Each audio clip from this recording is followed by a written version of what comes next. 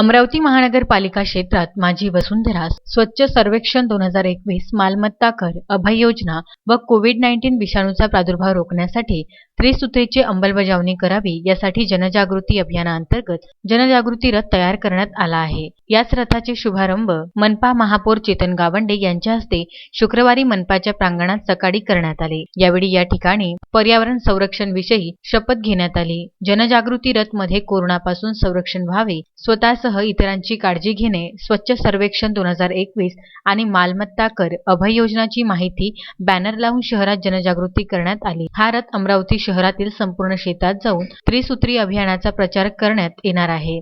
या कार्यक्रमाला मनपा आयुक्त प्रशांत रोढे, महापौर चेतन गावंडे, उपमहापौर कुसुम साहू, स्थायी सभापती राधा कुरील, नगरसेवक तुषार भारतीय, प्रकाश बनसोड, नगरसेविका स्वाती कुलकर्णी यांच्यासह अनेक मनपा अधिकारी व कर्मचारी उपस्थित होते।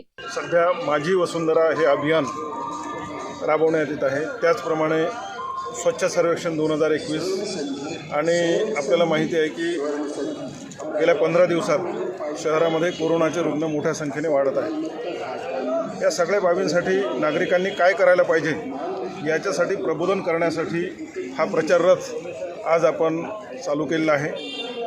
यामध्ये संदेश एवढाच द्यायचा आहे की आपल्या शहराचं पर्यावरण आपण जोपासायचं आहे।